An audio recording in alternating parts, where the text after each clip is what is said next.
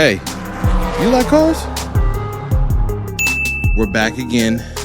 CarQuicks podcast, driving right in because I don't waste no time. Episode 45. Yes. So, how y'all? I'm doing good. Quick little news update we got this episode because remember, we're 2 episodes a week now. So if you don't know, that's a new bit of news for you. If you just checking in now, we were 1, now we're 2.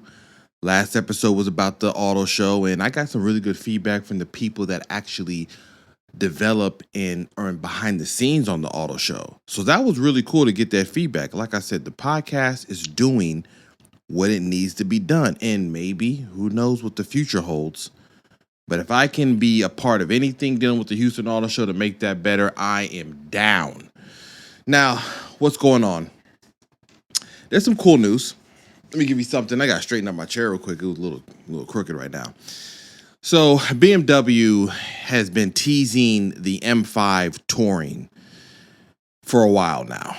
And it's been a few months. We've seen concept liveries covered up, driving around Nürburgring in Europe, in the UK somewhere, in Germany. And there has been a slight bit of news of it coming to the US. Now, we don't know officially if it's going to, but if we have the Audi RS6 Avant, which is doing very well, and they're already going to bring over an RS6 GT, only 85 models, the most extreme version of this wagon. We got an E63 wagons. We have the Porsche Taycan. We had the Panamera Turismo. So we've had fast wagons. Where's the M5? So there has been rumors that have been floating around that the M5 Touring is going to come here, but very recently the head of design, I'm not even going to try to pronounce his name, he mentioned that they haven't denied nor confirmed. And sometimes a non-answer is an answer. But given the popularity of their rivals and their counterparts, I don't see how we don't get this. And not that I have probably M5 Touring wagon money, but maybe I will when the time comes. Who knows? The Powerball is, getting a little spicy. So I never know.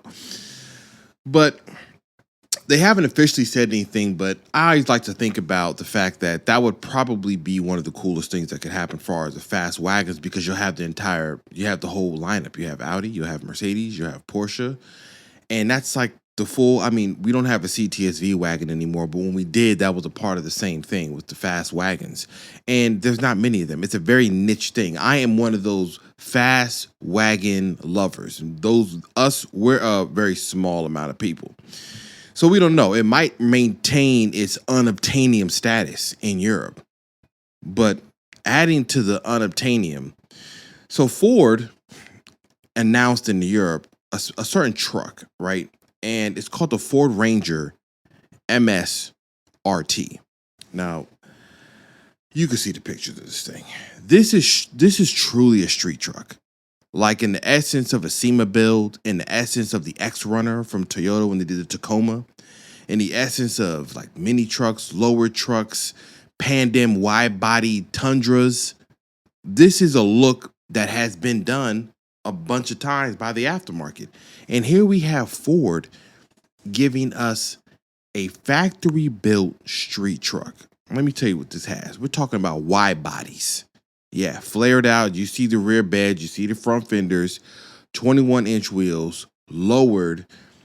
And it's a turbo diesel, which is very interesting because in the UK and in Europe, they have turbo diesel versions of the Ranger. And this one has a V6 one with 238 horsepower and 443 foot-pounds of torque. And I actually like that idea of that engine actually making it to a US version of this truck. It has large, thick, flat-bottom steering wheel in the interior, nice bucket seats in the front that have this digital, like, kind of graphic laid out and blueprint. If the stars happen to align, right? If the Ford executives look at this and say, I know we got the Ford Ranger Raptor, but let's give them a little bit of a street truck. They're selling all of these, every single one of them. And if they went even as far as giving us the same Raptor motor with the 405 horsepower twin turbo V6, it's over. Like, this will sell immediately. Every single one, marked up and all. So the Europe gets this cool, street truck, which is I do find interesting because Europe would be the last place I would imagine that they have a big market for a street truck, considering the cafe standards. Well, it's not called cafe over there, but the standards that they have for emissions that are coming up are a lot more aggressive than that of the US. Roads are smaller, cities are smaller, cities don't even want you driving in them. So it is interesting to see Ford's performance division in Europe making this model of a Ford Ranger for that market, because I would almost surely think that this was for the US market, just given what it looks like. And it looks fire. Like, as far as the truck goes and the graphics and the wide body and the wheels and the lowered, I mean, it's dope, but most likely unobtainium again. There is a truck though that we do get here that's having an interesting moment right now, and that's the Cybertruck. So if you looked at the news recently, Cybertruck owners or the news is saying that Cybertrucks are rusting in the elements. Remember, the body is all stainless steel. It's not painted or anything unless you wrapped it or something like that. And it's not necessarily rusting, but what is happening is that the stainless steel can show signs of wear. If you've had a stainless steel item, if you leave it out in the elements, it will show signs of wear. And especially if you are exposing it to rain, salt, road grime. I'm sure these people don't know. Maybe they're washing their Cybertrucks with whatever random Shell gas station car wash, random car wash, Dawn soap, who knows? So I'm sure as the time goes on with these trucks, with the amount of people that have them, driving them every day, going to work, dropping coffee on the hood or whatever it may be, the daily driving aspect of the Cybertruck, I can imagine that the later on years when we have these used models, there's going to be a few that have like dents and dings in the body, and it's going to be hard to get out because of the stainless steel panels, or maybe easy for dentless repair and stuff like that. But I can see this being a thing where you're looking at an old model that is just kind of beat up and you're like, it's just kind of rusty. It's almost like patina. But see, I'm not knocking this, right? Just imagine, I'm kind of going off on a tangent right now, but imagine like a patina weared Cybertruck that you can like modify. It's not a bad idea. I'm just throwing it out there. The old C10 patina classic trucks that we do, that can kind of have a cool, like, beat up, futuristic, dystopian look.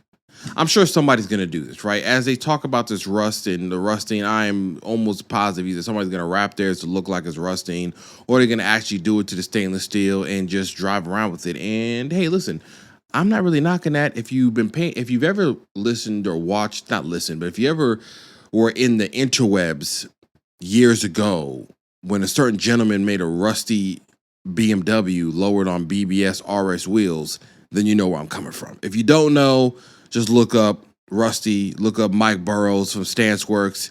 It is a famous car build. Many people know about it.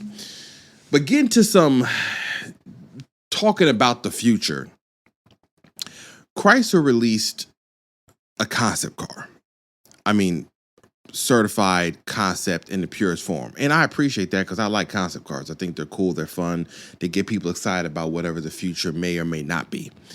So this is pure sci-fi looking. They produced this concept called the Halcyon, Halcyon, Halcyon, I should have done my due diligence and figured out how you say that concept, but you see on the screen. This is straight out of Blade Runner, okay?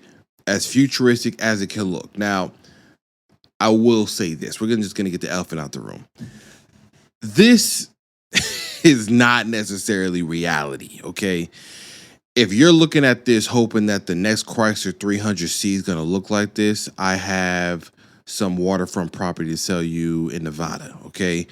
Some beachfront property, okay? This is not going to happen to this capacity. This is a theme of what sustainability and future connection of cars looks like, according to what Chrysler said they built this concept for. I'll give you an example of what they're talking about. The entire 40% of the car is glass. If you're looking at this picture, the entire roof, the B pillar there are no B pillars. It has all glass. So they said that's 40% of the body's glass, so it's a less need to paint and deal with the pollutants of the paint that you have to put on the body. The headliner suede, but it's made out of 70% recycled rPET.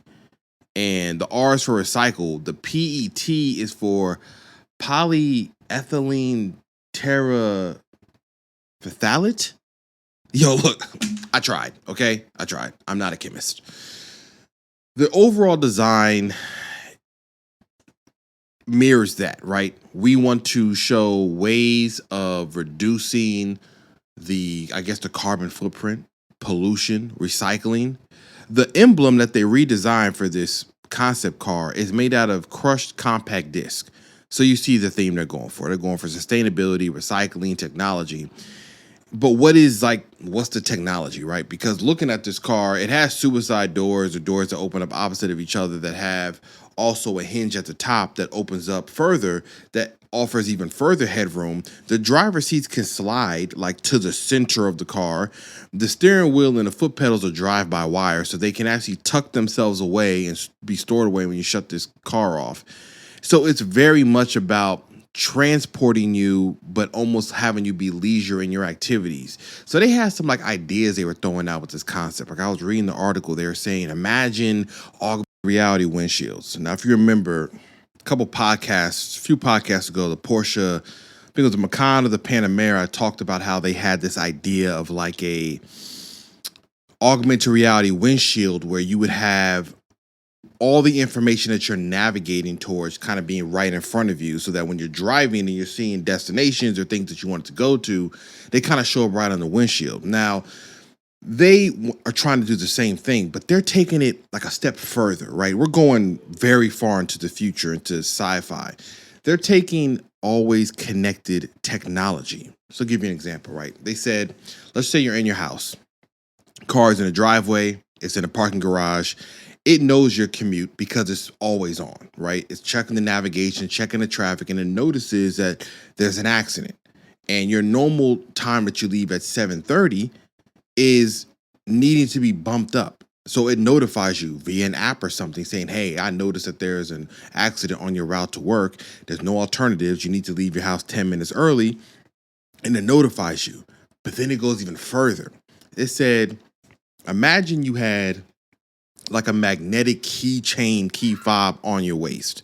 And as you're going out of the house, as you're walking to your car, it also has some magnetic sensors that notifies itself that you walked out of the house, that you're going to your car, and it meets you out front, which is, that's Fifth Element, right? We're talking about the car being in the garage, magnetic sensors on your waist, in your pocket, on your fob, car driving out of the spot, meeting you in the front, and kind of giving you the information you need to continue to go on your route.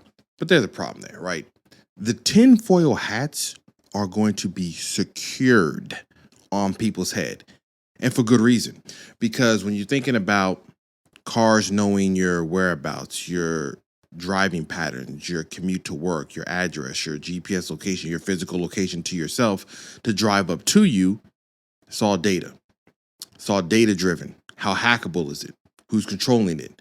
How do I have access to it? What am I paying to have it secured? What am I paying for the services? Because this stuff sounds great, but if you're talking about a system where we have to pay an IT department to help run the back end, if we're paying for people to develop algorithms and AI systems to help control this, you're talking about a car that, while it costs this much, they're like, hey, the service is $1,500 a year.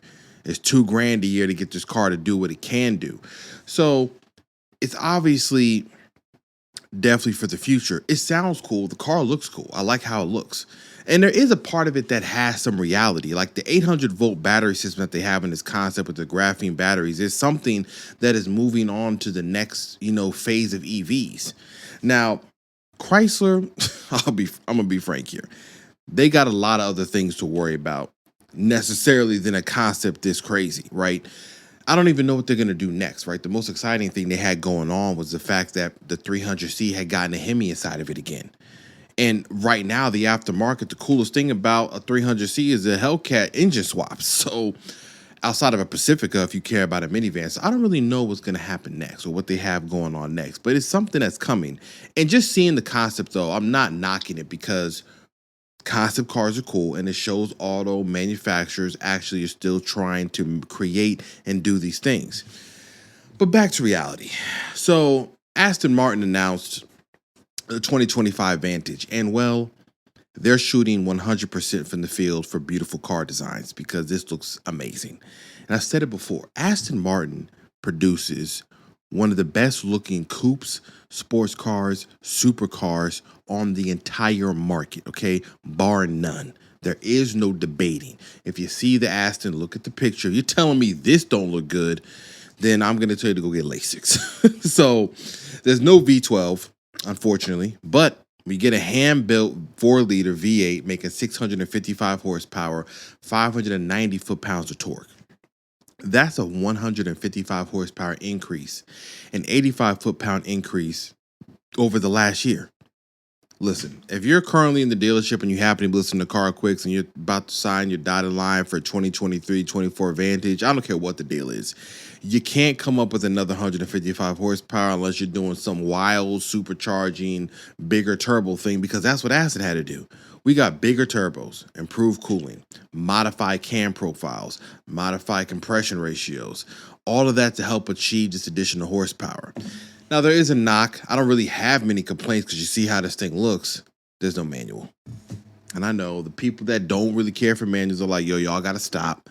Automatic's faster. And this has a ZF-tuned 8-speed automatic, which I'm sure is faster than me shifting gears. But listen, nothing beats a snick feel of roaming through the gears of a hand-built V8. I mean, I know it would be wonderful. And there are some companies that are making manuals for cars that never had them. Granted, it would cost as much as this whole car costs, which is near $200,000. That's what you need to get this party started. 0 to 60 is in 3.4 seconds. Top speed is 202 miles per hour. There's a customizable launch control. We got 50-50 weight distribution, 29% increased lateral stiffness in the rear. Interior has always been one of the high points for me for Aston Martin. Whenever I see one in person, whenever I see the spec people have, the interior is always a place I'm like, they do not play. And they ain't playing again. We got a new 10-inch infotainment system that connects to an app in your phone from Aston Martin to bring over your logins for your applications on your phone. It has a Bowen Wilkins audio system, which if your ears haven't been blessed by the Bowers and Wilkins, then you may not know sound. You listen to them JBLs like I have in the GR Corolla, and maybe I don't know either. But if you have a chance, go hear what these sound like. And you get 4G LTE connectivity. That's one thing on the infotainment system, though. It probably is 5G or 4G, whatever it may be. 4 or 5G is pretty much the same speed. If you're in the middle of nowhere, you ain't got no connection anyway, so we all drop calls. Okay. Now, they did mention something, not even an announcement. They mentioned something that you can get the interior upholstered in the bridge of wire or weir hides. Fancy cows. Because when I heard this, I said, the bridge of wire hides. I'm like, these cows have been getting therapeutic massages and hot spring baths their entire life just to get chopped up into your bucket seat. So the bridge of wire hides are available for you if you have the means. And I'll take 2, Powerball's powerballing. So maybe one day, I'll hit that and I'm going to be like, I need 2 of these, one for during the week and one for the weekend. Other news to wrap this up, GM SuperCruise is now up to 750,000 miles for how they do their SuperCruise system. And if you haven't seen it, there's been many articles that compared it against Tesla's Autopilot, which it has actually exceeded it as far as its capabilities on many times. So GM is finishing up getting that connected all the way up into going to Canada. And then Lucid Air dropped their prices again. And maybe not again, this might be the first time, but they dropped their price from $1,000 to $8,000 across the lineup. Just listen here. If you're buying an EV right now, just get to grips with the idea that it probably is going to have accelerated depreciation, not because of the market, by the manufacturers themselves. And if you can wait, you might as well wait because the price is guaranteed to drop.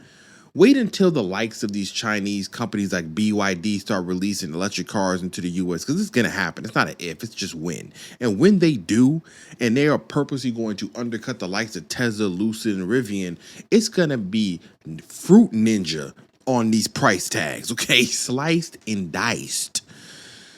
Now, as far as the GR Corolla, before I end this wonderful episode with you guys, there aren't many updates, right? I changed out the short shifter. I've been driving the car, and I've said it before, and I've said it again. There's a few other items I want to get. I want to get this throttle controller. My friend Chris Nolan, another friend of mine, Hayden, he also has this, and it helps the delay and the speed of this throttle by wire system that we have on the GR Corolla. And I've been in the cars that have it. I haven't driven one, but anytime I've talked to those that have this, it has been fantastic. A complete change of how the car performs. And that's a very inexpensive modification I can do and talk about, because there's no news on this. My friend Chris has it. I haven't seen the video yet on somebody talking about how this performs and what it can do and what it does. And some people think it's probably just snake oil. They're like, that isn't going to do nothing. You just wasting your time and messing the car. But there is truth to what it is. So when that comes, I'm going to talk a video about that. AWE released an exhaust for the GR Corolla that I love, but I don't even know which route I'm going to go on the exhaust now. I'm back and forth. Still getting the mid-pipe from 2J Racing when I can. And I want to do a collaboration with a gentleman over at Penguin Garage with the K short shifter on this car. So there are things I got to place and do and set up. I was able to, another update on the CarQuicks YouTube channel, I was able to host my first interview, kind of this interesting separate podcast interview, organic conversation I call CarQuicks Chats. And it's called Unfiltered Owner Conversations. And it's me talking to owners of cars that I like, and we're just having a conversation, a normal conversation I would have with them if I was sitting in front of them without a camera recording us with little microphones on. And this was a gentleman that is a service director at a Toyota dealership that's near where I live, and he has a blue flame circuit edition GR Corolla, and it was a great conversation. And I know I haven't put the video out. It's the rough first one of an idea. So, as the time goes on, they get better and better. But I appreciate him spending the time to actually even want to come sit and be on camera, just have this conversation, because what I wanted to do, or what I want to do, is just have these cool conversations with car people, just without us looking at the camera and talking to the people in YouTube, but you're just like a fly on the wall, just looking at us talk, and the camera just a single perspective just in front of the cars talking. So I plan to release that video. I don't know if it's going to be a separate podcast type thing. I think I'm only going to make it video podcast. I don't think I'm ever going to put it out for audio, because it's such an organic conversation and people talking, interjecting back and forth amongst each other, hearing the outside sounds and things like that, then it may not play that well to hearing people just drive and listen to a podcast. I don't know. We'll see what happens. It's just something I like to do. It's something I want to do. Like I said, I'm going to continue doing the things I like to do, and whatever gravitates to people and the fans and people that want to tap in and listen, all the better. But until then, and in between then, do as you wish and do as you may. It's Cameron Biggs, your host. This is CarQuicks. See y'all around.